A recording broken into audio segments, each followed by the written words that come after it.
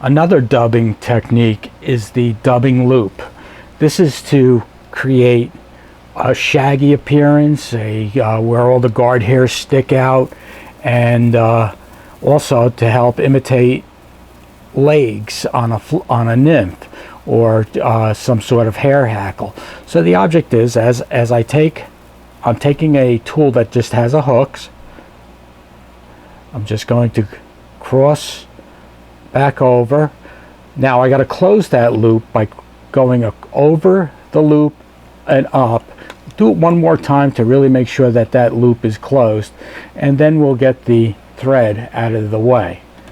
Next, we have a loop there, and now we got to put the guard hairs in. So as with the dubbing noodle, the same thing with the dubbing loop. We put the guard hairs into the loop, pulling this down. Let me just redo here. Let's get the camera out just a bit. All right, so there the loop is being held tight by the hook tool, the dubbing loop tool. And then what we do is we just keep filling this loop up with guard hairs, and as we pull it tight, the hair will stay in there. But like I said, you don't want to put a lot of hair in here. You just want to just show through. So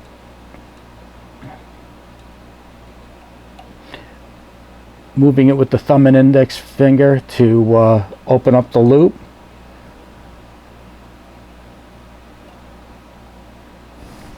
And then you hold the loop at the end and rotate the dubbing loop tool, and then you let go, and then the thread will spin itself.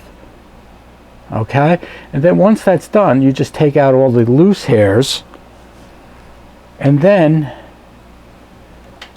you start wrapping around the body. Whatever you wrap, you want to keep stroke it backwards, rearwards, so that this is like a wet fly hackle.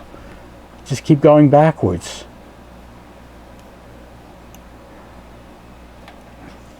And then when you run out, you secure it and you'll cut. And what we'll do next is create another dubbing loop.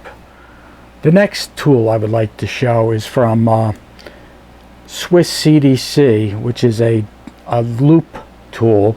And what I like about it is I can open up the loop with just using the tool.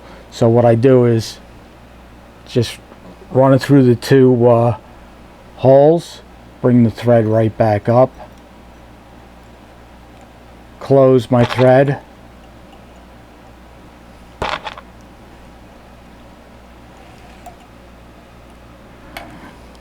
now I have the ability to open and close the loop by just moving the tool like this. That's open, that's closed. So when I start to put the fur in there, the dubbing, I take a little bit out, I open up the loop, hold it, close the loop up, and slide it up, and keep that tight. Do it one more time.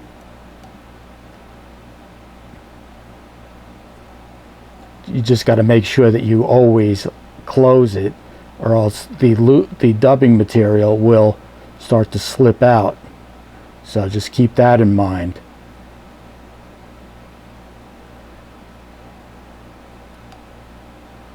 So once that's in place, you just put it on the hook, hold it, and then spin the tool. Once the tool spin, you release the loop and it will lock all the fur in between the threads. One more time, hold it, spin, release.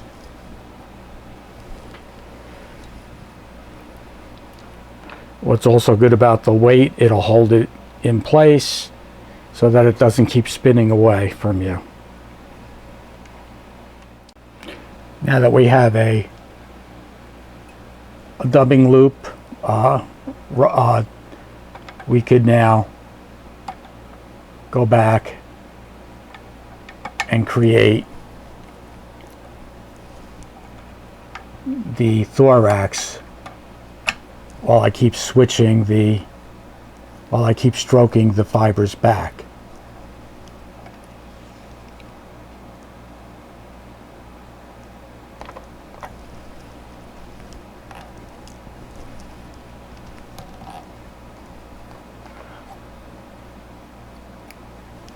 And then you just pull the guard hairs perpendicular to the hook, and that is the dubbing loop.